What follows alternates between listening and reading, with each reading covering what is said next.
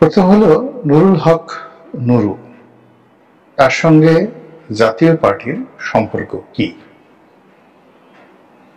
কিংবা জাতীয় পার্টি একটি ফ্যাসিবাদী রাজনৈতিক দলের সহযোগী, তো তাকে নিষিদ্ধ করতে হবে। এই জাতীয় পার্টি নিষিদ্ধ করার যে দাবি, এটি গণ অধিকার পরিষদ কতদিন ধরে কিভাবে করছে, এই গেল একটা প্রশ্ন।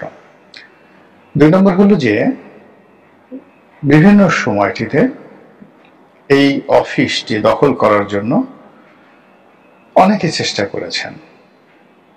জাতীয় পার্টির যে গ্রুপটি রয়েছে, তারা যারা জিএম কাদেরের বিরুদ্ধ পক্ষ, তার একাধিকবার চেষ্টা করেছে এই অফিসটি দখল করার জন্য, হয়ে ওঠেনি।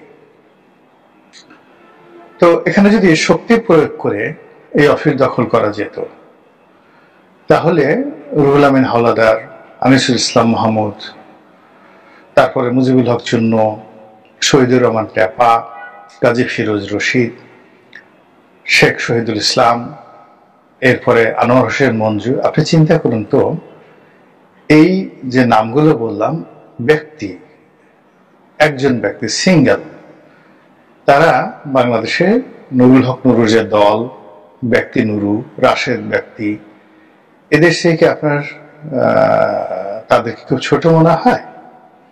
তো তারা জাতীয় পার্টির নাম নিয়ে রাজনীতি করছেন, নিজেদেরকে মূল দলের যাকে বলা হয় ধারক বাহক বলছেন, তারা কেন এই পার্টি অফিসটি দখলে নিলেন না, চেষ্টা করলেন না? This is the first question. এটা যদি খুব সহজ হতো, এটার পেছনে যদি কোনো শক্তি না থাকতো, তৃতীয় শক্তি, চতুর্থ শক্তি, পঞ্চম শক্তি না থাকতো, তাহলে সবার আগে এই জাতীয় পার্টির যারা বিদ্রোহী গ্রুপ, তারা এই অফিসটি দখল করে ফেলতে পারত। যখন মব সংস্কৃতি জনপ্রিয় ছিল মোটামুটি, এবং তখনও পর্যন্ত কিন্তু আজকের মতো মব ঘৃণিত হয়নি, তখন মনে করতো যে না, এই সমাজ পরিবর্তনে মবের গুরুত্বপূর্ণ ভূমিকা রয়েছে। কিছু কিছু ক্ষেত্রে দেখা গেল যে একজন শিক্ষককে অপমান করা হয়েছে বা তাকে বের করে দেওয়া হয়েছে, ওইগুলো নিয়ে যে হৃদয় বিদারক দৃশ্য ইন্টারনেটে ছড়িয়ে পড়েছিল, ওই সব দৃশ্য ব্যতিরিকে মোটামুটি মব যখন জনপ্রিয়তা হারায়নি, ঠিক সেই সময়টিতে নুরুর যে প্রতিপক্ষ, গণ অধিকার পরিষদের যে প্রতিপক্ষ আমতারেক, তার যে গণ অধিকার পরিষদ রয়েছে, তাদের নেতৃত্বে একবার ওই জাতীয় পার্টি অফিস দখল করার চেষ্টা করা হয়েছিল, এবং ওই সময়টা তো বেদম মারামারি হয়েছিল, এবং গণ অধিকার পরিষদের যে অপর অংশটি, তারা নিগৃহীত হয়েছিল, লাঞ্ছিত হয়েছিল। এখন বলা হয়েছিল যে জাতীয় পার্টির আড়ালে আওয়ামী লীগ এখানে মানে জাতীয় পার্টিকে সাপোর্ট দিয়েছে।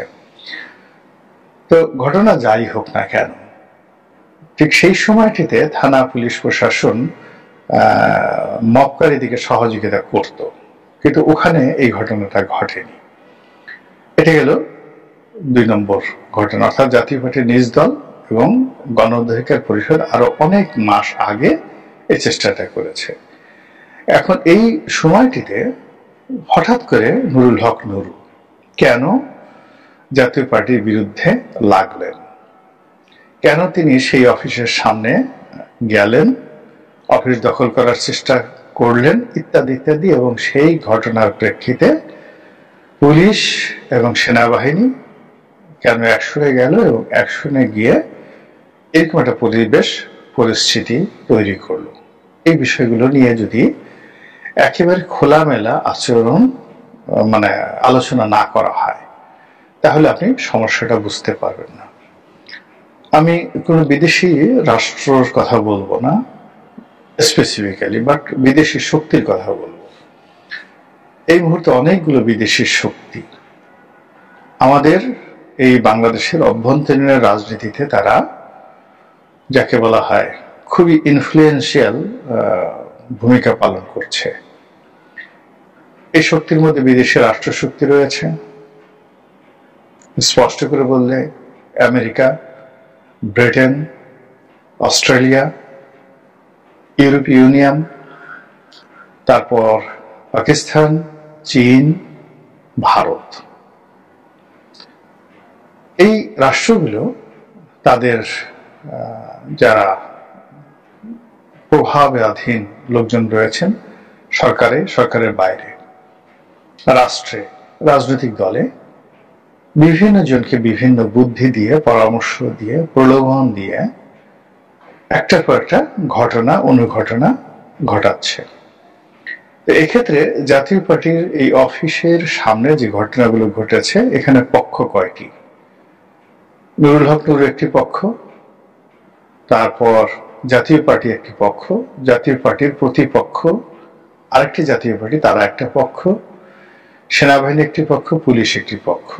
আর এখানে জামাতের কিছু নেতা এবং কর্মী তাদেরকে দেখা গিয়েছে যারা ওখানে গিয়েছেন। এখন এরা কি জাতীয় পার্টির পক্ষে গেছেন, নাকি নুরুল হক নুরুর পক্ষে গেছেন, নাকি নিরপেক্ষ ছিলেন, কিন্তু তারা একটা পক্ষ ছিলেন। এই মোট দৃশ্যমান 6টি পক্ষ স্বার্থ সংশ্লিষ্ট, এর বাইরে সাধারণ আম জনতাও এখানে ছিলেন। মোট 7টি পক্ষ ছিলেন।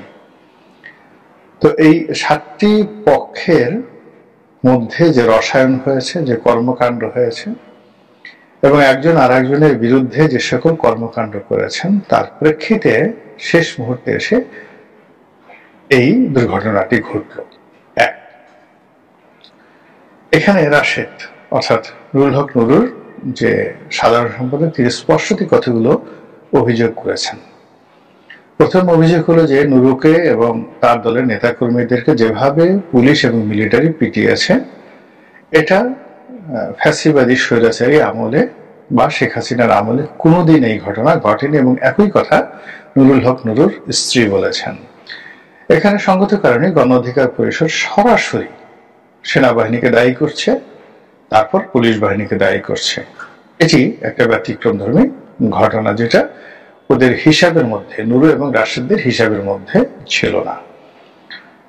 2 নম্বর হলো যেখানে আইএসপিআর যে বক্তব্যটি দিয়েছে, অর্থাৎ সেনাবাহিনীর যে প্রতিষ্ঠানটি সেনাবাহিনীর পক্ষে পাবলিক স্টেটমেন্ট দেয়, তারা বলেছে যে মব দমন করার জন্য এখন সেনাবাহিনী যে জিরো টলারেন্স নীতি গ্রহণ করেছে, তার প্রেক্ষিতে এই ঘটনা ঘটছে।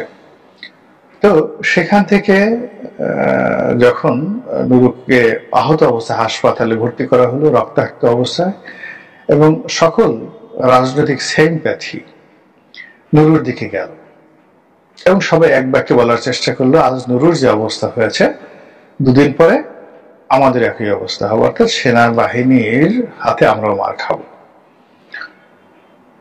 ফলে কি হলো, নুরুর উপরে সমস্ত রাজনৈতিক দলগুলোর সহানুভূতি এমন ভাবে আবর্তিত হলো।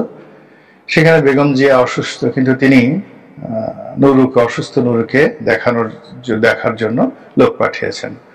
তারেক জিয়া লোক পাঠিয়েছেন, মির্জা ফখরুল সাহেব গিয়েছেন, ডক্টর মঈন খান গিয়েছেন, আমানুল্লাহ আমান গিয়েছেন। এইভাবে বিএনপির সর্বস্তরে যারা লোকজন রয়েছেন, তারা সেখানে একে অপরের সাথে প্রতিযোগিতা করে সেখানে গিয়েছেন যে নুরুর সংস্পর্শে এসে নিজেদের যে রাজনীতির চার্জ, এটা আর একটু বাড়িয়ে নেওয়া যায় কিনা। একইভাবে এনসিপি তার পক্ষে মিছিল করেছে, গেছে সেখানে দেখতে। এনসিপি গেছে কিনা আমি জানি না, বাট তার পক্ষে মিছিল করেছে। তারপর জামাতের নেতারা গিয়েছেন এবং তার পক্ষে বিশাল মিছিল করেছে। এমনকি নুরুর যারা রাজনৈতিক প্রতিপক্ষ, তারাও নুরুর পক্ষ অবলম্বন করেছে। ওই যে আমতারেকের কথা বললাম, তিনিও বলেছেন এটা কি ধরনের কথা। আর অন্যদিকে বিদেশে যে সকল ইউটিউবার নুরুকে একেবারে গালাগাল করে তার 14 গোষ্ঠী উদ্ধার করত, বিকাশ নুরু, অমুক নুরু, যা মুখে আসে তাই বলতো, তারাও এখন নুরুর পক্ষে কথা বলতে বাধ্য হচ্ছেন, মূলত আতঙ্ক থেকে, ভয় থেকে, যে নুরুর উপর যা হয়েছে আমাদের উপর তাই হবে। সেনাবাহিনী অ্যাকশনে গেলে, পুলিশ যদি অ্যাকশনে যায়, তাহলে আমাদের উপরে একই ঘটনা ঘটবে। এই আতঙ্ক থেকে নুরুর প্রতি কিন্তু এখানে কোনো সিম্প্যাথি নাই, এটা হলো বাস্তবতা। তাহলে বোঝার চেষ্টা করুন যে নুরুর এই ঘটনার পরে মোটামুটি দেশ দুই ভাগে বিভক্ত হয়ে গেছে। এক ভাগে পুলিশ সেনাবাহিনী, আর অন্য ভাগে স্বয়ং ডক্টর মোহাম্মদ ইউনূস, তার উপদেষ্টা মন্ডলী, আসিফ নজরুল সহ তারা, আর রাজনৈতিক দলগুলো সব একত্র হয়ে গেছে। এবং এটা এইরকম একটা প্যানিক তৈরি করে ফেলেছে, প্রচন্ড একটা প্যানিক তৈরি করে ফেলেছে। সেই প্যানিকের কারণে রাষ্ট্র পরিচালনায় নিযুক্ত ডক্টর মোহাম্মদ ইউনূস প্রধান তিনটি রাজনৈতিক দলের সঙ্গে জরুরি বৈঠক ডেকেছেন, যেটা আজকে হচ্ছে। অর্থাৎ আজকের এই দিনটিতে তিনটি রাজনৈতিক দলের সঙ্গে বৈঠক হচ্ছে আমি যখন আজকের এই ভিডিওটি করছি। এবং এই সরকারের সবচেয়ে একটা বড় উল্লেখযোগ্য বৈশিষ্ট্য, যেটা আমরা এতদিনে বুঝতে পেরেছি, এক নম্বর বৈশিষ্ট্য, এই সরকার যখনই ভয় পায় তখনই রাজনৈতিক দলের সঙ্গে বৈঠকে বসে, আর যখনই তাদের ভয় কেটে যায় অমনি রাজনৈতিক দলগুলোর মধ্যে ঘিরিঙ্গি লাগিয়ে দেয়, একজনের সঙ্গে আরেকজনের তারা এটা ঘুটু ঘুটু, যেটা আমরা বলি, ঘুটু লাগিয়ে দেয়। এখন সরকার ভয় পেয়েছে। অন্যদিকে যে খবর হলো, সেনাপ্রধান প্রধান বিচারপতির সঙ্গে দেখা করেছেন, আবার অন্য একজন গুরুত্বপূর্ণ সেনা কর্মকর্তা প্রধান উপদেষ্টার সঙ্গে দেখা করেছেন।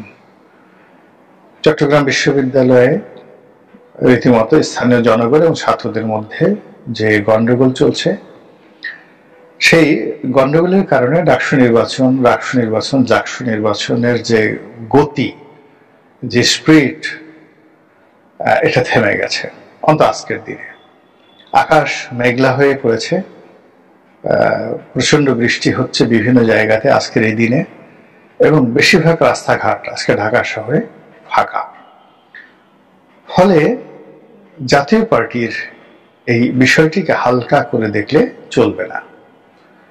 এটা একটা অ্যাসিড টেস্ট, রাজনৈতিক দলগুলোর জন্য একটা অ্যাসিড টেস্ট, জাতীয় পার্টির জন্য একটা অ্যাসিড টেস্ট, এবং জাতীয় পার্টির পেছনে যে দেশি এবং বিদেশি শক্তিগুলো রয়েছে তাদের জন্য এটা কিন্তু একটা অ্যাসিড টেস্ট। এবং সেই অ্যাসিড টেস্টে মাঝামাঝি কোনো জয় পরাজয় হবে না। এখানে এক পক্ষ টিকবে এবং আর এক পক্ষ এখানে পরাজিত হবে। এবং সেই অবস্থাতে যদি আপনি সত্যিকার অর্থে প্রস্তুতি নিতে চান, তাহলে এই ঘটনার নেপথ্যে যে সকল কারণ রয়েছে, যে সকল বিনিয়োগ রয়েছে, যে সকল যাকে বলে কূটনীতি রয়েছে, যে সকল গোয়েন্দা তৎপরতা রয়েছে, এবং যে সকল চক্রান্তের জাল রয়েছে, সেগুলো যদি ছিন্ন করতে না পারেন, তাহলে এই ঘটনাটি বর্তমান সরকারের জন্য, নির্বাচনের জন্য, বিএনপির জন্য, এমনকি আওয়ামী লীগের জন্য যে পরিবেশ এবং পরিস্থিতি তৈরি করতে যাচ্ছে, ওখান থেকে হয়তো ফিরে। আজকে যে বিষয়টি নিয়ে আলোচনা করব, খবর হিসেবে এটি পুরনো, কিন্তু যে ঘটনা ঘটেছে এবং সেই ঘটনার যে কার্যকারণ এবং সেই ঘটনার যে প্রতিক্রিয়া, এটি আগামী রাজনীতি নিয়ন্ত্রণ করবে, হয়তো ভালো হয়তো মন্দ। এই বিষয় নিয়ে আলোচনা করব। আপনারা জানেন যে ঢাকা রিপোর্টার্স ইউনিটি সেগুনবাগিচাতে, সেখানে মঞ্চ ৭১ নামে একটি সংগঠন, সেই সংগঠন একটি সেমিনার আয়োজন করেছিল। উদ্দেশ্য ছিল ১৯৭১ সনের মহান মুক্তিযুদ্ধ এবং সেই মুক্তিযুদ্ধের মাধ্যমে যে অর্জিত সংবিধান, সেই সংবিধান নিয়ে আলোচনা, এবং আলোচনা করার জন্য যারা এসেছিলেন বা যাদের আসার কথা ছিল, তারা সবাই আইন অঙ্গন এবং আমাদের দেশের যে বুদ্ধিবৃত্তিক যে জগৎ, সেখানে প্রথিতযশা নাগরিক, সাহিত্যিক, সাংবাদিক, আইনজীবী, সবাই আলোচিত।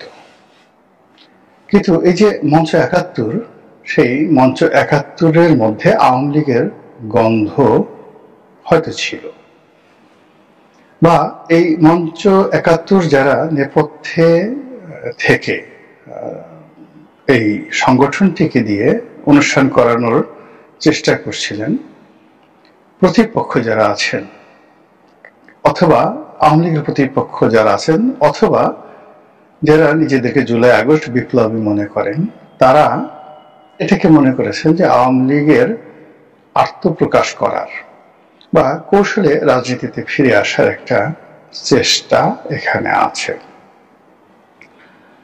তো ঘটনা যাই হোক, সত্য বা মিথ্যা এটা আমরা বলতে পারবো না। এর কারণ হলো আমাদের দেশে ইতিমধ্যে আমরা অনেকগুলো কথা শুনে আসছি।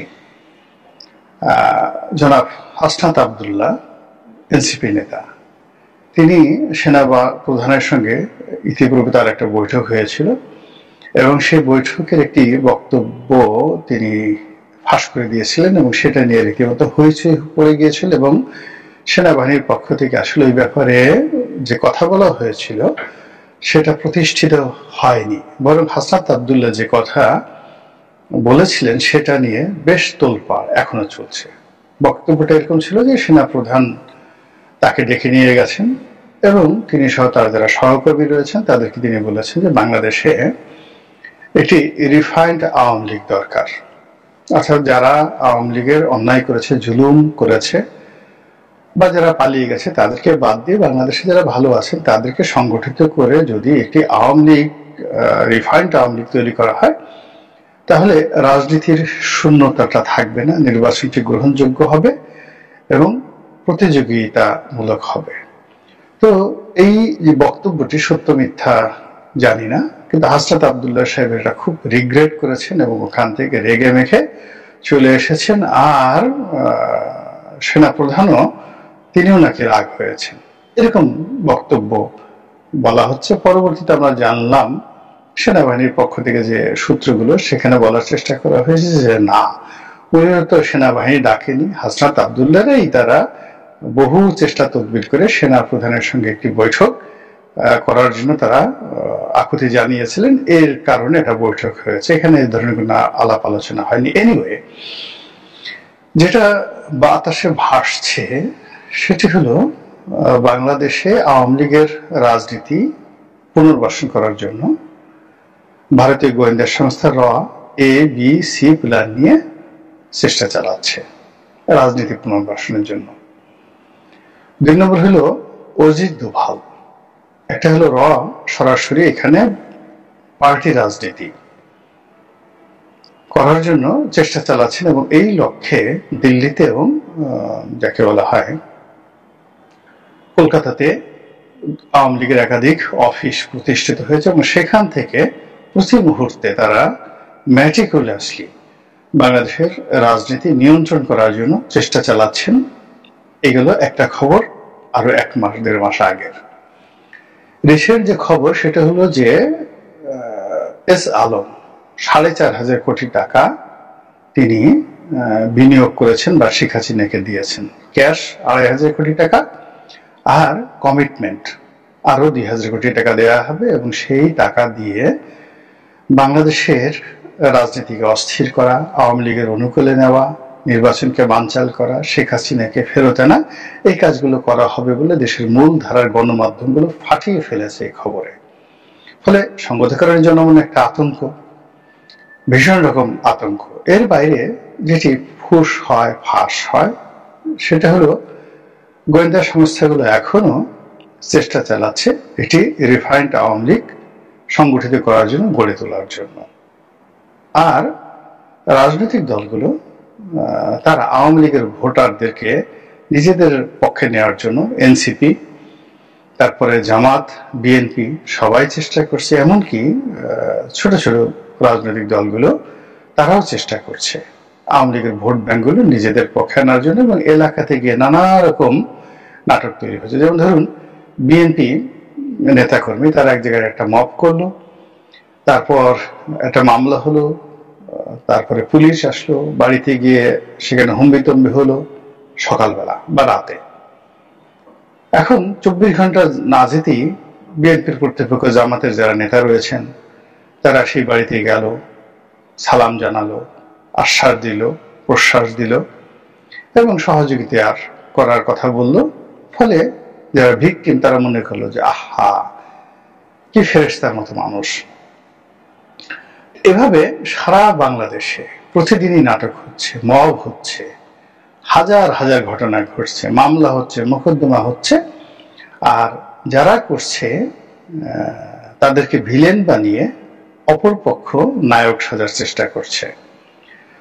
কোথাও জামাত নায়ক হওয়ার চেষ্টা করছে এবং বিএনপিকে ভিলেন বানানোর চেষ্টা করছে, কোথাও বিএনপি নায়ক হচ্ছে, জামাতকে ভিলেন বানানোর চেষ্টা করছে। এবং এই জায়গাগুলো মানে এত বেশি রাজনীতির জন্য সংকটাপন্ন হয়ে পড়েছে, ফলে বিশ্বাস এবং আস্থা কোথাও নেই। প্রতিটি মুহূর্তে যাকে বলে একটা হই হুল্লোড় অবস্থা। তো যেটা বলছিলাম যে এই যে প্রক্রিয়াগুলো চলছে তার বাইরে সবচেয়ে ডেঞ্জারাস তিনটি বিষয় এই মুহূর্তে আমাদের মাথার মধ্যে ঘুরপাক খাচ্ছে। এক নম্বর হলো ভারত ইনসার্জেন্সি চালাবে এবং শেখ হাসিনাকে ক্ষমতায় বসিয়ে দেবে, জাস্ট লাইক একজন প্রধানমন্ত্রী কোন রকম পদটা কিচ্ছু না, তিনি বাংলাদেশ থেকে ভারতে বেড়াতে গেছেন, ভারত আবার তাকে তাদের বোনকে বাংলাদেশে বসিয়ে দিয়ে গেল। এই কথা কি হচ্ছে না বলেন? এরকম কথা হচ্ছে। দুই নম্বর হলো মায়ানমার সীমান্ত, সেখানে পার্বত্য চট্টগ্রামগুলোকে আলাদা করে সেখানে একটা আলাদা রাষ্ট্র গঠন করা, তারপরে খ্রিস্টান রাষ্ট্র গঠন করে, এটা শেখ হাসিনার জমানা থেকে আমরা শুনে আসছি এবং সেটা এখন খুব বেশি আলোচনা হচ্ছে এবং ওখানকার পরিস্থিতি কারোর নিয়ন্ত্রণে নেই। ডক্টর মোহাম্মদ ইউনূস ক্ষমতা আসার পর বলেছিল যে রোহিঙ্গারা চলে যাবে, যাওয়া তো দূরের কথা, তার আমলে আরো প্রায় 2 লক্ষ নতুন রোহিঙ্গা বাংলাদেশে ঢুকে পড়েছে। খালি রোহিঙ্গা না, আরাকান আর্মির লোকও দিদারসে বাংলাদেশে ঢুকছে, যারা মানে মায়ানমার সেনাবাহিনী ধাওয়া খাচ্ছে তারা ঢুকছে। আবার মায়ানমার সেনাবাহিনীর যে ওদের যে বর্ডার গার্ড যারা রয়েছে তারাও আরাকান আর্মির হাতে পরাজিত হয়ে অস্ত্র শস্ত্র সহ নাপ নদী পার হয়ে এসে বাংলাদেশ বিজিবির কাছে তারা আত্মসমর্পণ করেছে। ফলে বোঝার চেষ্টা করুন যে কক্সবাজার, উখিয়া, টেকনাফ এবং বান্দরবন, রাঙামাটি, খাগড়াছড়ি এইগুলোর যে সীমান্ত এবং গহীন অরণ্য, যেখানে মানে যাকে বলা হয় মায়ানমারের সন্ত্রাসী গ্রুপ, আরাকান আর্মির গ্রুপ এবং বাংলাদেশে যারা বিচ্ছিন্নতাবাদী রয়েছে, যারা পাহাড়ি অঞ্চলকে ঘিরে আলাদা একটা রাষ্ট্র করতে চায়, তারা রীতিমতো পুরো এলাকাকে একটি অভয়ারণ্য হিসেবে গড়ে তুলেছে।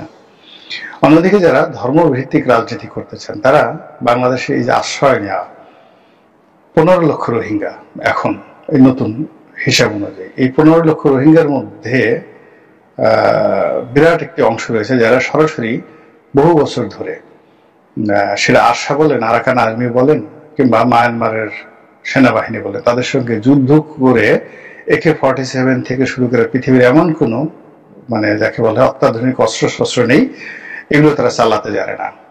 তারা মানে কি বলবো, ইয়াবা থেকে শুরু করে অন্য যে কোনো পাচার কর্ম থেকে শুরু করে দুর্ধর্ষ, এই রোহিঙ্গারা প্রচন্ড দুর্ধর্ষ। সেই রোহিঙ্গাদের উপর ধর্মীয় আধিপত্য বিস্তার করে তাদের মাধ্যমে একটা গেরিলা ধর্মীয় বাহিনী, উগ্র বাহিনী গড়ে তোলার জন্য যে কি চেষ্টা হচ্ছে, এটা বাংলাদেশে বসে টের পাবেন না, মায়ানমারে গেলে টের পাবেন, রোহিঙ্গা ক্যাম্পের মধ্যে গেলে টের পাবেন, আর ব্যাংকক, কম্বোডিয়া এই সমস্ত দেশে যে সকল এই রোহিঙ্গাদের সংগঠন রয়েছে সেখানে গেলে টের পাবেন যে ওখানে কি অবস্থা তৈরি হয়ে গেছে। ফলে পুরো কক্সবাজার, রাঙ্গামাটি মানে পার্বত্য অঞ্চল, পার্বত্য চট্টগ্রামকে নিয়েই আমরা ভীত সন্ত্রস্ত অবস্থার মধ্যে আছি। এর বাইরে চট্টগ্রাম বন্দর, সেই চট্টগ্রাম বন্দর বিদেশিদের হাতে তুলে দেওয়া হবে, এটা নিয়েও কিন্তু আমাদের টেনশন কম নয়। এই টেনশনের মধ্যে যখন মঞ্চ 71 নামে একটি সংগঠন, হোয়াট এভার মেবি, তারা যখন একটা অনুষ্ঠান করার চেষ্টা করলেন এবং সেখানে লতিফ সিদ্দিকী, যিনি একসময় আওয়ামী লীগের মন্ত্রী ছিলেন, তারপর আওয়ামী লীগ থেকে তিনি বহিষ্কৃত হয়েছেন, এখন তার বয়স 88 বছর, বয়োবৃদ্ধ, রোগাক্রান্ত, কিন্তু তাকে দেখেই মানুষের শেখ হাসিনার কথা মনে পড়ে গেছে, তাকে দেখেই তার অতীত যে কর্মকাণ্ড, একটা সময় তিনি ইসলামের বিরুদ্ধে, হজের বিরুদ্ধে কি বলেছিলেন, অথবা তিনি নাস্তিক কিনা, এই বিষয়গুলো মনে পড়ে গেছে। ফলে ওখানে মব হয়েছে, খুব ছোট একটা মব। যারা এসেছেন সাকুল্য হয়তো 20-25 জন লোক ছিল। এবং এটা যে আওয়ামী লীগের কোনো অনুষ্ঠান ছিল না, কিংবা শেখ হাসিনার সঙ্গে বা ছাত্রলীগের সঙ্গে, যুবলীগের সঙ্গে কোনো সংযোগ ছিল না, এটা স্পষ্ট বোঝা যায়। এর কারণ হলো এই 20-25 জনের একটি মব রিপোর্টার্স ইউনিটির মতো জায়গাতে যে কোনো ভাবে ফিরিয়ে দেওয়ার ক্ষমতা আওয়ামী লীগের ছিল এবং এখনো আছে। তো সেটা দেখা গেল এই যে কয়জন লোক এখানে এসেছেন, তারা দিদারসে মার খেয়েছেন, অপমানিত হয়েছেন, লাঞ্ছিত হয়েছেন। এতে থেকে বোঝা যায় যে মূল আওয়ামী লীগের সঙ্গে এদের কোনো সংযোগ নেই। দ্বিতীয়ত হলেও যে এখানে যেটা হতে পারে সেটা হলো যে গোয়েন্দা সংস্থাগুলো যে একটা রিফাইন্ড আওয়ামী লীগ সৃষ্টি করার কথা বলেছে, তারা হয়তো তাদেরকে এখানে বলেছে তোমরা করো, আমরা আছি। এরাও বেকুবের মতো এখানে এসেছে। কিন্তু গোয়েন্দা সংস্থাগুলো যা হয়, তারা সবসময় করে কি, ওই সামনে নামিয়ে দিয়ে তারা তামসা দেখতে থাকে। যদি বিজয়ী হয় তাহলে সে ফুলের মালা পরায়, আর যদি দেখে যে বিজয়ী হয় না তাহলে তারা পালিয়ে যায়। এই যে ধরুন এই যে নুরুর যে ঘটনাটি যেটা জাতীয় পার্টির সঙ্গে যে মারামারিটা হলো, এটা তারপর এর আগে একবার আরেকটি গ্রুপ, গণ অধিকার পরিষদের যে আমতালিকের আরেকটা গ্রুপ, তারাও কিন্তু জাতীয় পার্টি এই অফিস দখল করার জন্য এর আগে চেষ্টা করা হয়েছিল এবং তখনও কিন্তু তারা বেদমভাবে মার খেয়েছিল সেখানে। আর এবার নুরু মানে গণ অধিকারের দুটো গ্রুপে কিন্তু জাতীয় পার্টি অফিস দখল করতে গেছে বা ওখানে মব তৈরি করতে গেছে বা জাতীয় পার্টি বন্ধ করতে গেছে। এটা সহজ ঘটনা নয়, এর পেছনে অনেকগুলো গোয়েন্দা সংস্থা এবং অনেকগুলো শক্তি, তাদের অর্থ আছে, বিনিয়োগ আছে এবং এখানে অনেক কূটকৌশল আছে, এতে কোনো সন্দেহ নেই। কিন্তু যখন এরা পরাজিত হয়েছে, ওই যে পিছনে যারা মদতদাতা, এখন আর আপনি তাদের কাউকে পাবেন না। আর যারা এখানে পরাজিত হয়েছে, মার খেয়েছে, তারা এই কথা বলতেও পারবেন না যে আমরা এই কারণে ওখানে গিয়েছিলাম। তো ক্লোজ দিস চ্যাপ্টার। সিমিলারলি সিপিবির অফিস দখল করা, তারপরে বঙ্গভবন দখল করা, এগুলো নিয়েও কিন্তু বেশ কয়েকটি মব হওয়ার চেষ্টা করেছে এবং প্রতিটি মবের পিছনে এরকম এই নানা রকম ঘটনা ছিল। তো এরকম কোনো ঘটনা মঞ্চ ৭১-এর যারা উদ্যোক্তা তাদের পেছনে ছিল কিনা আমি বলতে পারবো না, কিন্তু ঘটনা যেভাবে ঘটেছে, অর্থাৎ মব যেভাবে ঘটেছে, আর যেভাবে ঢাকা বিশ্ববিদ্যালয়ের অধ্যাপক, তারপরে সাংবাদিক মঞ্জুরুল ইসলাম পান্না, এরপরে লতিফ সিদ্দিকী সাহেব, তারা যেভাবে গ্রেপ্তার বরণ করেছেন, ফলে পুরো সংগঠনটি জনগণের দৃষ্টি আকর্ষণ করেছে এবং যারা মব করেছেন তাদের সবার ব্যাপারে মানুষের একটা লানত এখানে চলে এসেছে। এটা হলো বাস্তবতা। দ্বিতীয়ত হলো যে আওয়ামী লীগ এটার সঙ্গে জড়িত থাকুক বা না থাকুক, পুরো জিনিসটা আওয়ামী লীগের পক্ষে চলে গেছে। আর প্রতিপক্ষ হিসেবে যাদের নাম আসছে, জামাত ইসলামের নাম, তারা এর সঙ্গে জড়িত থাকুন বা না থাকুন, কিন্তু আলটিমেটলি রাজনীতিতে তারা একটা জটিল অবস্থার মধ্যে পড়েছেন এবং পুরো এই মবের ঘটনাটি পুলিশের ভাবমূর্তি, সরকারের ভাবমূর্তি মারাত্মক প্রশ্নবিদ্ধ করেছেন এবং এখানে বিএনপি চমৎকারভাবে খেলে দিয়েছে। বিএনপি এটা নিয়ে কোন রকম একটু শব্দ করেনি, এটা নিয়ে তেমন কোনো মন্তব্য করেনি, পক্ষ করে নাই, বিপক্ষ করেনি। ফলে কি হলো, এখানে যে একটা জটিল পরিবেশ এবং পরিস্থিতি তৈরি হয়েছে এবং সেই পরিস্থিতির পরপরই, মানে মঞ্চ ৭১-এর পরপরই যখন জাতীয় পার্টির এই ঘটনাটি ঘটল এবং জাতীয় পার্টির এই ঘটনার সঙ্গে সঙ্গে আবার এই যুগপৎভাবে, মানে মঞ্চ ৭১-এর এই ঘটনা, জাতীয় পার্টির অফিস ভাঙচুর বা দখল করার এই ঘটনা, এরপরে দিনাজপুরে একটা মব হয়েছে, বিশাল একটা মব হয়েছে, সেই মবের ঘটনা,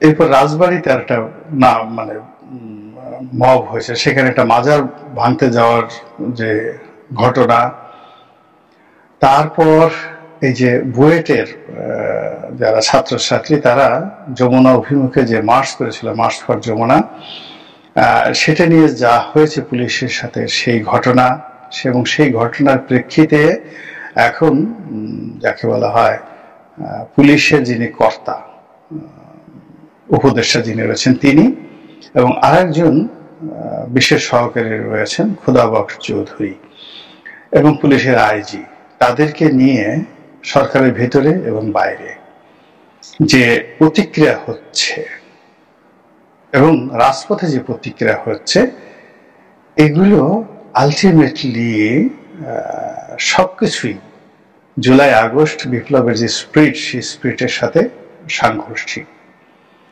যা কিছু হচ্ছে তা সবকিছুই সামনে যে নির্বাচনের তফসিল ঘোষণা করা হবে এবং নির্বাচনের যে রোডম্যাপ ঘোষণা করা হয়েছে এবং ফেব্রুয়ারি মাসে যে নির্বাচন হবে তার সবকিছুর সঙ্গে সাংঘর্ষিক এবং অনিশ্চয়তা তৈরি করেছে। যা কিছু হচ্ছে তা রাজনৈতিক দলগুলোর সঙ্গে, সরকারের সঙ্গে রাষ্ট্রের দুটো গুরুত্বপূর্ণ সংস্থা পুলিশ এবং সেনাবাহিনী, তাদের মধ্যে একটা দূরত্ব তৈরি হয়ে গেছে। আর এই সকল দূরত্বের ফলে বলেন তো লাভ হবে কার? এই কথাটা একটু চিন্তা করতে থাকুন। আর যারা জুলাই আগস্ট বিপ্লবী যোদ্ধা, তারা যদি এই বিষয়গুলো সতর্ক না হন, চিন্তা ভাবনা না করেন, তাহলে অতীতের যে সকল বিপ্লবীদেরকে খেয়ে ফেলেছে, বাংলাদেশেও তার ব্যতিক্রম। সম্মানিত দর্শক, আজকের এই ভিডিওটি মূলত বিএনপির জন্য একটি সতর্কবার্তা।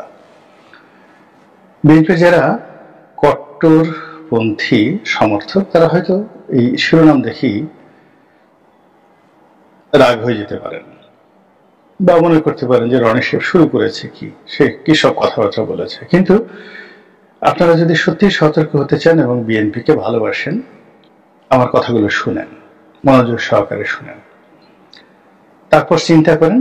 চিন্তা করার পর যদি অযৌক্তিক মনে হয় আমাকে জানান, আমি সরি বলব। কিন্তু আমাকে এই কথাগুলো বলতে হবে, এর কারণ হলো আসলে বিএনপিতে আমি যোগদানের পর আমার অর্থনৈতিক জীবন, পারিবারিক জীবন, তারপরে যা কিছু আছে, এতগুলো ঝুঁকির মধ্যে পড়েছে। এটা বিএনপির খুব কম লোক এত ক্ষতিগ্রস্ত হয়েছে। আমার পুরো ব্যবসা বাণিজ্য তছনছ হয়ে গেছে। আওয়ামী লীগের লোকজন রাগ হয়ে তাদের গোয়েন্দা সংস্থাগুলোকে লাগিয়ে দিয়ে আমার পরিবারের উপরে আওয়ামী লীগ জমানাতে যে এনজাম দিয়েছে, আমার উপর যেটা দিয়েছে, যেটা আওয়ামী লীগ জমানাতে আমি 1 বছর টু শব্দ করতে পারিনি। আবার পরবর্তীতে এটা এই দেখা গেল যে বিএনপি বিরোধী শক্তি, বিএনপির পক্ষে কথা বলার কারণে আমাকে হেয় করার জন্য, ছোট করার জন্য সেই আওয়ামী লীগ জমানার যে গোয়েন্দা সংস্থার কুকর্ম, সেগুলোকে আবার সামনে এনে আমাকে কিভাবে অপদস্থ করা যায় সেই চেষ্টা করা হয়েছে। আমার গ্রামের বাড়ি ভেঙে চুরমার করে দেওয়া হয়েছে। সেই বিশাল বাড়ি, পত্রিকা আমলের একটা ইটও নাই। কয়জনের বাড়ি ভেঙে দেওয়া হয়েছে বলেন বিএনপির? কয়জনের শত কোটি টাকার শিল্প কলকারখানা? বিএনপির কয়জন বলতে পারবে যে আমার 100 কোটি টাকা দামের একটা শিল্প কলকারখানা, যেটা জয়েন্ট স্টক কোম্পানিতে রেজিস্টার্ড, মাই কোম্পানি, সেভরটেক্স, 100 কোটি টাকা মূল্যের কোম্পানি, সেই কোম্পানি বন্ধ হয়ে আছে, মানে খালি হয়ে আছে, রাস্তায় ঘুরে বেড়াচ্ছে। এরকম আরো অনেক ব্যবসা বাণিজ্য। তো কাজেই বিএনপির সফলতা হলে আমি তৃপ্তি পাবো, এমনকি বিএনপি ক্ষতি করলেও তৃপ্তি পাবো। কিন্তু বিএনপির যদি পরাজয় ঘটে, বিএনপি বিরোধী শক্তিরা যদি, সেটা এখন জামাত, এনসিপি বা আগের আওয়ামী লীগ ফিরে আসে, আমার এই যে 2014 থেকে এখন পর্যন্ত যে সংগ্রাম, এই পুরো সংগ্রামটা স্টপ হয়ে যাবে। এই জন্য আমি তো বিএনপির কোনো পদে নেই, পদ চাই না, বিএনপির হয়ে কোনোদিন কোনো ইলেকশন করব না। এটা আমি 2019 সনে জনাব তারেক রহমান সাহেবকে জানিয়ে দিয়েছি যে 18 সনের আবার নির্বাচন, it was my last deal with you, but আমি আপনাকে সাহায্য করব, সহযোগিতা করব উইদাউট এনি ইন্টারেস্ট। সো আমি অন্য বিএনপি নেতাদের মতো আমাকে মনেও করবেন না, আমিও আপনাকে মনে করব না। এরকম সম্পর্ক তার সঙ্গে আমার ছিল এবং ওইভাবে আমি বলে যাচ্ছি নির্লিপ্তভাবে, আমার বলতে অসুবিধা নেই এই কারণে যে আমার তো কোনো এক্সপেকটেশন নেই বিএনপির কাছ থেকে। বিএনপি বললেও আমি কোনো কিছু গ্রহণ করব না। বিএনপি যদি সরকারও আসে তখন আপনারা দেখবেন, যদি বিএনপি শত চেষ্টাও করে আমাকে মেরে ফেললেও বিএনপি সরকারে আমাকে অন্তর্ভুক্তি করতে পারবে না, লিখে রাখেন। এটাই বাস্তবতা। তো এই জন্য আসলে এই কথাগুলো আমি খুব সুন্দরভাবে বলতে পারছি। সেটা হলো, আপনারা দেখবেন যে এনসিপি নেতা নাসিরউদ্দিন পাটোয়ারি, তিনি কক্সবাজারে গিয়ে বলেছেন যে বিএনপি বড়জোর 50টা থেকে 100টি সিট পাবে। এই যে কথাটি, এই কথাটি শুনে বিএনপির লোক হেসে গড়াগড়ি দিল যে আমরা যেখানে 280টা সিট পাবো, বাকি 20টা সিট আমরা ছেড়ে দিলে তোমরা পাবা, অন্য কেউ পাবে, নাহলে পাবে না, আমরা 300 আসনে জয়লাভ করবো। সেখানে ছেলে কে বলছে? কিন্তু এটাই সিদ্ধান্ত। এবং বোঝার চেষ্টা করেন, আমাদের এই বাংলাদেশে যাবৎকালে যে কয়টি নির্বাচন হয়েছে, জাতীয় সংসদ নির্বাচন হয়েছে যে কয়টি, তো সামনে 13তম নির্বাচন হবে, তো 12টা জাতীয় সংসদ নির্বাচন হয়েছে। আচ্ছা, আমি একটা একটা করে হিসাব করে বলি। 1973 সালে যে নির্বাচনটা হলো সেটা কি নিরপেক্ষ হয়েছে? সবাই বলে না যে সেখানে ভোট বাক্স চিন্তা হয়েছে, মানুষ ইচ্ছা মতো ভোট দিয়েছে, পাইকারি হারে মানুষ আবেগে ভোট দিয়েছে, গণতন্ত্র নয়। তখন আওয়ামী লীগের একটা জোয়ার ছিল, আবেগে ভোট দিয়েছে, এবং তারপরে যে কয়জন শক্ত প্রতিদ্বন্দ্বী ছিল তাদেরকে আওয়ামী লীগ অ্যাবজর্ব করতে পারেনি। তাদের ওখানে ব্যালট বাক্স ছিনতাই করা থেকে শুরু করে তাদেরকে পরাজিত করার জন্য সব কাজ করা হয়েছে, ফলে ওটা গেল। তারপরে দ্বিতীয় পার্লামেন্ট যখন হলো, সেই পার্লামেন্টে আওয়ামী লীগ কয়টা সিট পেয়েছিল? আওয়ামী লীগকে আনা হয়েছিল মূলত বিএনপিকে একটা বৈধতা দেওয়ার জন্য, এবং আওয়ামী লীগের যাদেরকে আনা হয়েছিল এর পেছনে ডিজিএফআই থেকে শুরু করে অনেক প্রতিষ্ঠানের বিশাল বিনিয়োগ করে আওয়ামী লীগ লোকদেরকে কিনে নেওয়া হয়েছিল। এরপরে যখন হানা ভোট হলো, সবাই বলে যে এই হানা ভোট ফলাফলটা আগে রেডি করা ছিল, ভোট হয়েছে, ভোট গিয়েছে, বা ফলাফল রেডি। কোনো কোনো জায়গায় দেখা গেছে যে ভোটার যা ছিল তার চেয়ে সেখানে ভোটের সংখ্যা বেশি, হানা ভোট গেল। এরপরে কি হলো? প্রেসিডেন্ট নির্বাচন হলো, জিয়াউর রহমানের প্রেসিডেন্ট নির্বাচন। প্রথম আওয়ামী লীগের প্রার্থী হলো জেনারেল ওসমানী। এখন জেনারেল ওসমানী আওয়ামী লীগের প্রার্থী হলেন, কিন্তু জেনারেল ওসমানী মূলত জিয়াউর রহমান সাহেবের লোক ছিলেন। জিয়াউর রহমানকে ক্ষমতায় এনেছেন জেনারেল ওসমানী, এর সাথে ক্ষমতা এনেছেন জেনারেল ওসমানী, এবং 75-এর 15 আগস্ট থেকে 7ই নভেম্বর পর্যন্ত সমস্ত ঘটনার একেবারে ক্রিয়ানক ছিলেন জেনারেল ওসমানী। কাকে কোন জায়গায় দিতে হবে, কি করতে হবে, এমনকি জেল হত্যাকাণ্ড হয়েছে তার অ্যাপ্রুভালে হয়েছে, তিনি অনুমতি দিয়েছেন, তারপরে মোস্তাক সাহস পেয়েছে, তার আগে নয়। তৃতীয় মাত্রা জিলুরের সাথে যে সাক্ষাৎকার দিয়েছেন কর্নেল রশিদ, গিয়ে দেখেন স্পষ্টভাবে তিনি বলেছেন ডে টু ডেট, ঘন্টা ঘন্টা বর্ণনা করে। এখন জিয়াউর রহমানের এগেনস্টে সেই কর্নেল ওসমানীকে দাঁড়ানো করা হলো আওয়ামী লীগের প্রেসিডেন্ট প্রার্থী। আওয়ামী লীগের লোকজন তাকে দেখতে আসলো, কিন্তু এটা ছিল, তিনি ছিলেন ডামি প্রার্থী। এই যে আমরা যখন আমি ডামি বলি, এই প্রথম ইতিহাসের ডামি প্রার্থী কে ছিলেন? জিয়াউর রহমানের বিপরীতে কর্নেল ওসমানী। প্রথমে হানা ভোট, তারপরে ডামি প্রার্থী। তারপরে যেটা নির্বাচন হলো, জাস্টিস মানে সাত্তার, তার এগেনস্টে ডক্টর কামাল হোসেনকে দাঁড় করানো হলো। অলসো গৃহপালিত বলেন, দামি বলেন, সেরকম একটা নির্বাচন। এরপরে 86 সনে যে সংসদ নির্বাচন হলো, বা এর সাথে যে প্রেসিডেন্ট নির্বাচন যেটা যেভাবে হলো, মানে পুরোটাই একটা সাজানো না, রেজাল্ট আগে থেকে তৈরি করা। 86, 88 দুটো নির্বাচন আগে তৈরি করা। 1991 সালে যে নির্বাচনটা হলো সেটা হলো শেখ হাসিনার একটি ভাষণে লোকজন খেপে গেল, ফলে বিএনপি কোনো মানসিকভাবে প্রস্তুতি ছিল না। 91 সালে বিএনপি জয়লাভ করে বসলো। 96-তে বিএনপি ভাবেই নাই যে তারা ক্ষমতা থেকে যাবে, আওয়ামী লীগ ভাবে নাই তারা ক্ষমতায় আসবে, কিন্তু তারা ক্ষমতায় চলে আসলো কোনো অপ্রস্তুত ভাবে, যেভাবে এইভাবে যাকে বলা হয়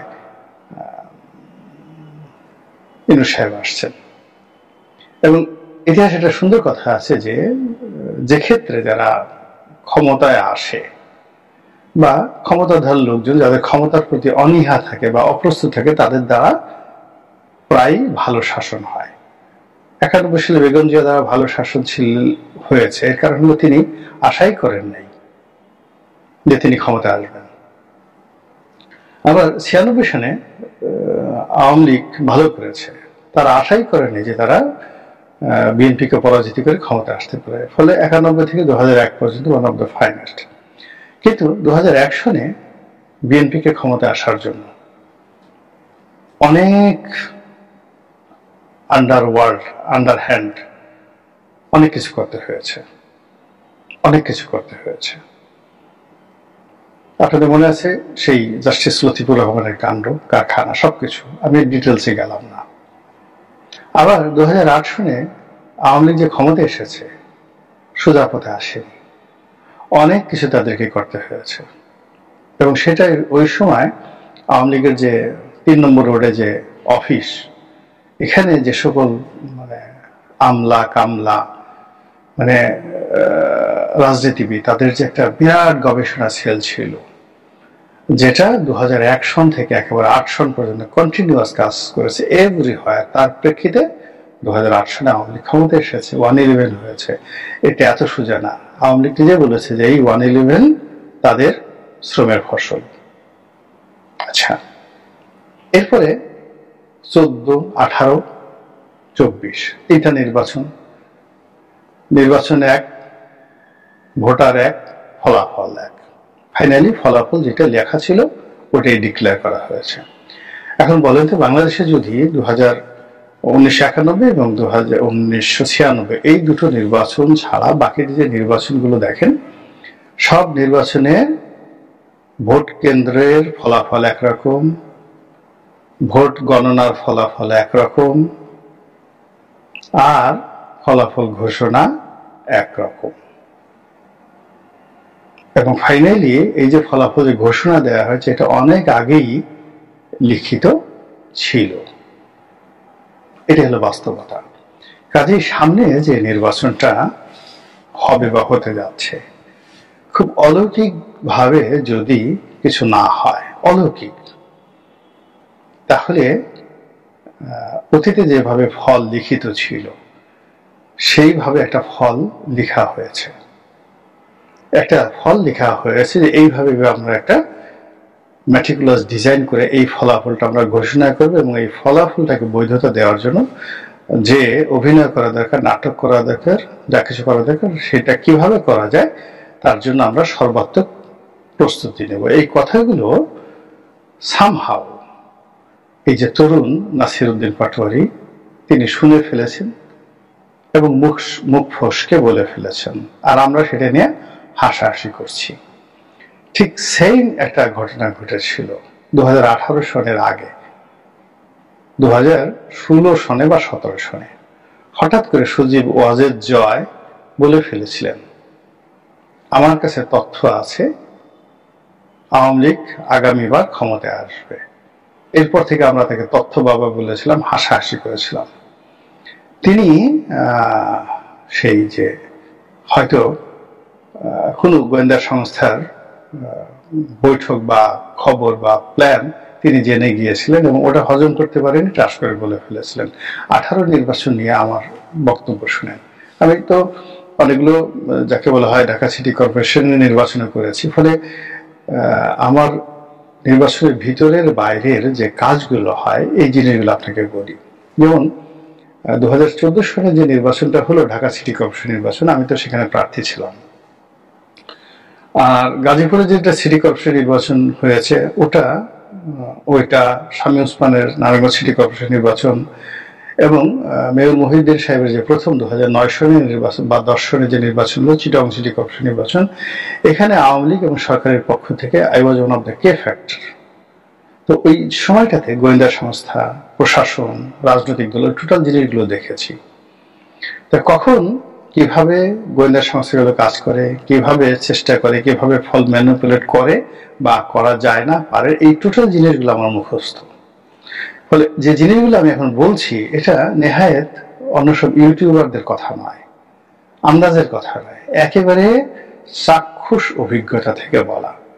আমি যখন 2014 সালে ঢাকা সিটি কর্পোরেশন নির্বাচনে দাঁড়ালাম, আমার ধারণা ছিল বা আমার সঙ্গে যে কথাবার্তা হয়েছিল, আমার কাছে মনে হয়েছিল যে বিএনপি এবং জামাত আমাকে সমর্থন দেবে এবং তারাই আমাকে প্রার্থী করবে।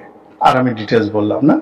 কিন্তু পরবর্তীতে যখন বিএনপির পক্ষ থেকে বলা হলো যে তাদের প্রার্থীকে, অর্থাৎ এখানে আব্বাস সাহেব দাঁড়ালেন সেখানে সমর্থন দেওয়ার জন্য, আমি বললাম যে না, 1 ভোট পেলেও আমি এটা করব না। আর জামাতের যারা লোকজন আছে, যাদের প্রতি আমি বিশ্বাস করেছিলাম, আশা করেছিলাম দে উইল কল মি, দেখা গেল তাদের কোনো নামগন্ধই নাই।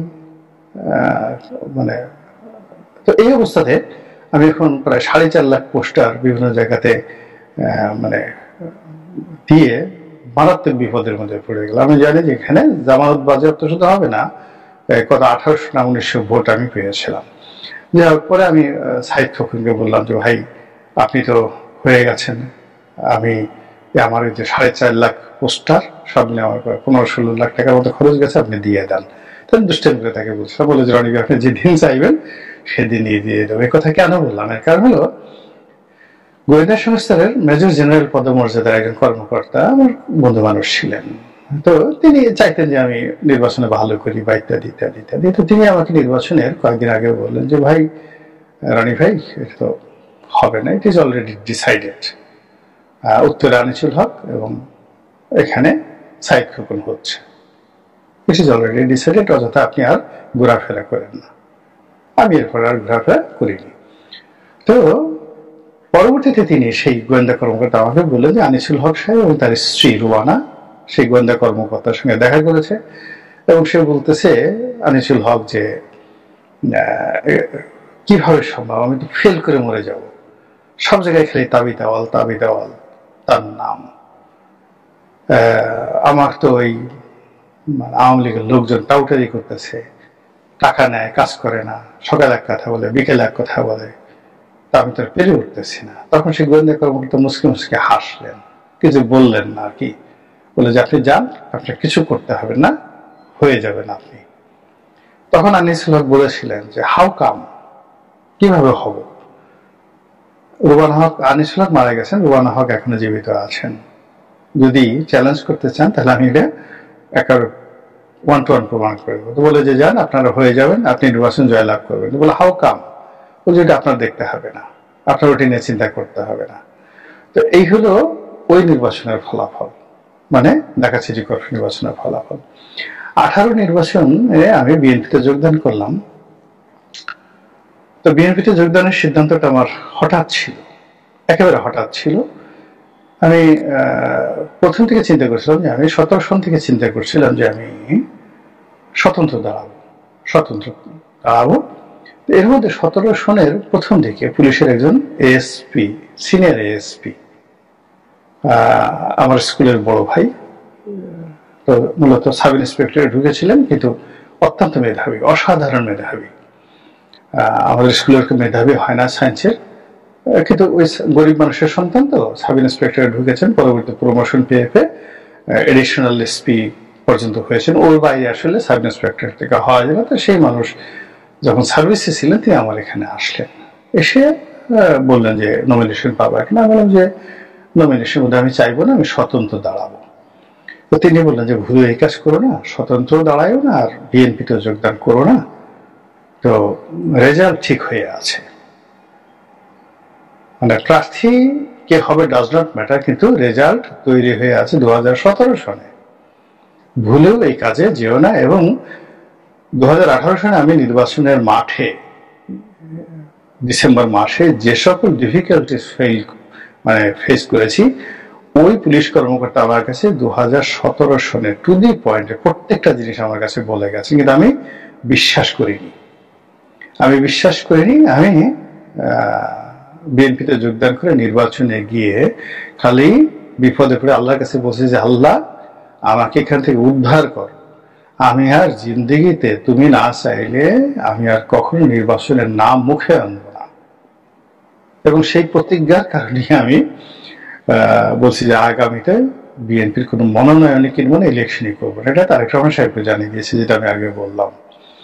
তো ফলে এই যে দেখেন যে নির্বাচনের ফলাফল, তারপরে ভোট কিভাবে হবে ইত্যাদি যে বিষয়গুলো নিয়ে যারা রাষ্ট্র ক্ষমতায় থাকেন, গোয়েন্দা সংস্থাগুলো, রাষ্ট্রীয় বাহিনীগুলো, তাদের প্রস্তুতি কিভাবে থাকে, সেই প্রস্তুতি অনুযায়ী বর্তমান সরকারের মানে এখানে ইউনূস সাহেবকে দায়ী করে হবে না। তো এর সাথে তো একটা সিন্ডিকেট আছে। আপনি চিন্তা করেন যে ইউনূস সাহেব যদি সফল হন, কত মানুষ সফল হবে। ইউনূস সাহেব যদি ব্যর্থ হন, তাহলে শেখ হাসিনার সাথে যারা ছিলেন তাদের যে দুর্ভোগ দুর্দশা, তার সে 100 গুণ দুর্ভোগ দুর্দশা ইউনূস সাহেবের সঙ্গে যারা আছেন, পুলিশে, মিলিটারিতে, বিজেপিতে, সব জায়গাতে প্রত্যেকটা লোক, আওয়ামী লীগের নেতা, মন্ত্রী, এমপি যে এখন যে বিপদ আছে তার সে 100 গুণ বিপদে পড়বেন। যেভাবে অতীতে 11-এর সময় বিএনপি নেতাকর্মীরা যে বিপদে পড়েছে, তার সে 100 গুণ বিপদ যেভাবে এখন আওয়ামী লীগের নেতাকর্মীরা পড়েছে, একইভাবে ইউনূস সাহেবের যারা লোকজন তারাও পড়বে। তো এই জিনিসটা আমার মতো সাধারণ মানুষ বুঝেন, ডক্টর মোহাম্মদ ইউনূসের যারা লোকজন তারা বুঝেন না। তারা বুঝে কেন বাঘের খাঁচায় নিজেদেরকে ঢুকাবেন, এটি কি হয়? কখনো হয় না। তো কাজেই এই যে দিন যত যাচ্ছে, তাতে করে এই যে নাসিরউদ্দিন পাটোয়ারি যেটা 50 থেকে 100-র মধ্যে বিএনপির যে সিটের ইন্ডিকেশন দিয়েছিল, এখন লেটেস্ট খবর আমি জানি না, কিন্তু আমার কাছে যেটা মনে হচ্ছে যে এখন বিএনপি যেভাবে দুর্বল হয়ে পড়েছে এবং যেভাবে ক্ষমতার ব্যাপারে লোভী হয়ে পড়েছে, যেভাবে আত্মবিশ্বাস হারিয়ে ফেলেছে এবং ভয় এবং আতঙ্ক তাদেরকে যেভাবে দ্বিধাগ্রস্ত করে তুলছে, এবং তারা যেভাবে যার তার কাছে ছোট হচ্ছেন, যার তার কাছে হাত পাচ্ছেন, যার তার সাথে বন্ধুত্বের হাত বাড়াচ্ছেন, আজ নুরুল হক নুরু, কাল মামুনুল হক, পরশুদিন আসম আব্দুর রব। আসম আব্দুর রব তো এখন এত অসুস্থ, তিনি মানুষই চিনতে পারেন না, কাউকে চিনতে পারেন না। দেখা যাচ্ছে তার পিছিয়ে পিছিয়ে বিএনপি যারা লোকজন আছে তারা ঘুরছেন, একবার এবি পার্টির মঞ্জুর পিছনে ঘুরছেন, আবার একটু পরে জামাতের আমিরের পিছনে ঘুরছেন, অর্থাৎ এক হাতে বাঁকা বাঁশের বাঁশরি আর এক হাতে রণতুর্য। তো আজ তারেক রহমান দেশে আসেন, কালকে আবার বললেন যে না, আসবো না। আজকে সালাউদ্দিন সাহেব এক কথা বলছেন, কালকে মির্জা ফখরুল সাহেব আর এক কথা বলছেন, আর একদিন মির্জা আব্বাস রাগ আর এক কথা বলছেন, আর একদিন গয়েশ্বর বাবু এক কথা বলছেন। গয়েশ্বর বাবু আর সে কথা বললেন কেন? সালাউদ্দিন সাহেব রেগে যাচ্ছেন।